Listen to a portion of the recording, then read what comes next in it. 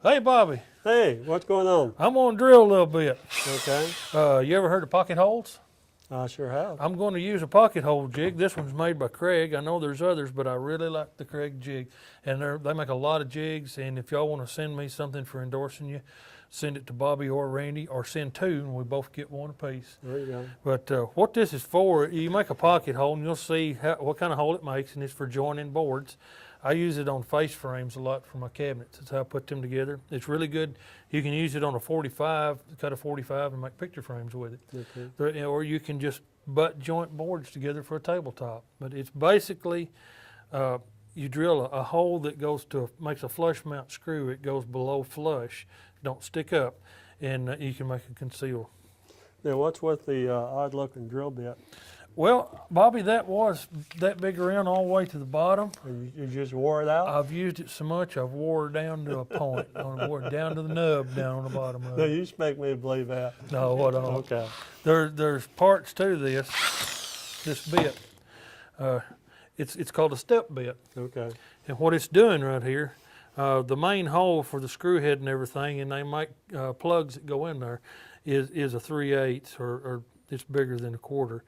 But this is a pilot hole, and what the pilot hole is going to do, it's going to go all the way through your wood, so it keeps it from splitting out when you pull it together. Mm-hmm. But you've got to have a step bit that will drill a pilot hole ahead of it, and then you've got your main hole. And this is a stop collar. You use a hex wrench on that, and you set that stop collar so it just passes through the end of the wood, just barely does. Makes a little dimple, and that's what that is. Okay. You better now. You knew that. You just asked him Yeah, for Bobby. He knew that. I kind of did. Yeah, he knew that. And this is the way you tighten this up. My wife can't do that. She said, "Will you come get that bit out for me?" All this is adjustable for the thickness of your wood. Mm-hmm. You've got a set nut on here that sets it for that depth.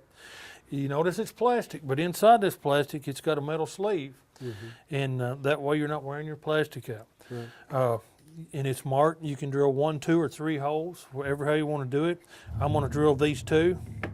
So we clamp her in there. And Do you happen to know what angle that is?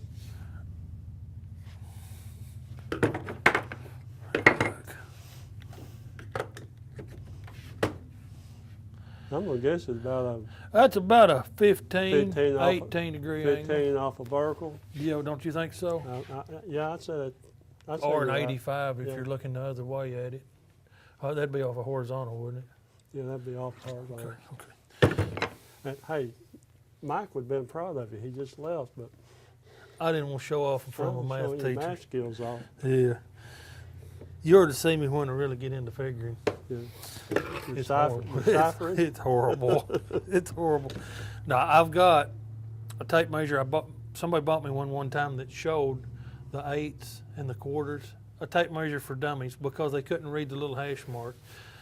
I can read tenths. I don't need that. It just absolutely drives me nuts. It does me too. If you're going to go to trouble of doing woodwork, this one's got it on it right here, and I hate it. See all the 8th marks? And you don't need that. If you ain't got enough sense to figure out how to read a tape measure, stay out of the shop. You're too dumb to do woodwork. And that's from me to them. You agree? Well, I will You're not agree. going to call anybody dumb, are you? No, I will agree that I despise using one of them. I don't like them. You should have the... I look at the length of the graduations. You know what that is? Yes. Yeah, okay. The length of the graduations. The shortest one are 16. Mine didn't last long. They're glad to get rid of me when I graduated. Yeah. Well, I had a guy working for me one time, honestly, cutting at a saw. And he had worked for me for a week, and I looked up one day, and he had this tape measure up on a board going. I said, "What are you doing?" He said, "Well, the inches are easy." And he said, "Them bigger ones is halves, and the one between that is quarters." But he said, "I'll be darned if I can figure out what them little ones mean." And I had been paying this guy to do this for me. But anyway, yep, that's what they are, and you should learn it. And I apologize. I probably call somebody dumb. It's just a pet peeve. What I should say is you should take it upon yourself to have the mental fortitude to learn to read a tape measure correctly and not have to have it printed on it. I used to teach. Is that better? students how to read a rule. I call it reading a rule. Reading the rule. You know, Yeah. the long, 12 inch, like a 12-inch rule. Yeah. I'd take a piece of paper and I'd fold it in half. And I said, this is a half mark, and I'd put a long mark. And then I'd fold it again, and then it'd be fourths. Visual aid. Yeah, and then eighths and 16ths. You took her down to the tenths, didn't you? And when I was in college, the first drafting course I took in college, Mm-hmm. I'd say 2/3 of people in the class could not read a rule. You was ahead of the game, Boy, wasn't I was. you? That's why. For a while. Until they caught up with you. Until they caught up with me. Okay, I'm gonna drill these holes. You got a good shot of me over there, and all we're doing is drilling till it stops. Come on in, Caleb. He's getting cold. He's been out there in his short sleeve. Now, look at here. Look what we've done. Can you see these? That's what you call a pocket hole. See those little bitty dimples right there? That's where she just poked through. Now, what we do with that is I use a square drive screw because that's the ones I really like to use with this. It's one they suggest. This is a clamp. You want to put this big part on the face and this little on the back. Right. And the reason is, Because you don't mar up your wood. there you go. You don't want to mess up the front side. So let's say we want to make a face frame and we want it to be even down here on the end. I'm sorry you can't see it, but I'll show you when I clamp it. We just Oop. got it a little too close. Clamp that on there. You're just clamping it where you're straight across the bottom. Caleb, it's rubbing off. You know how you messed up a while ago?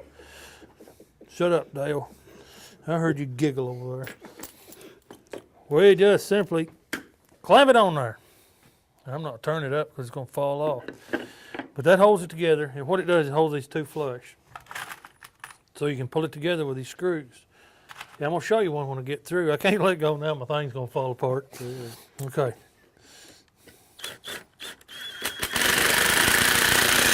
And see, even though that walked out, it all held in the same place because it's holding them flush.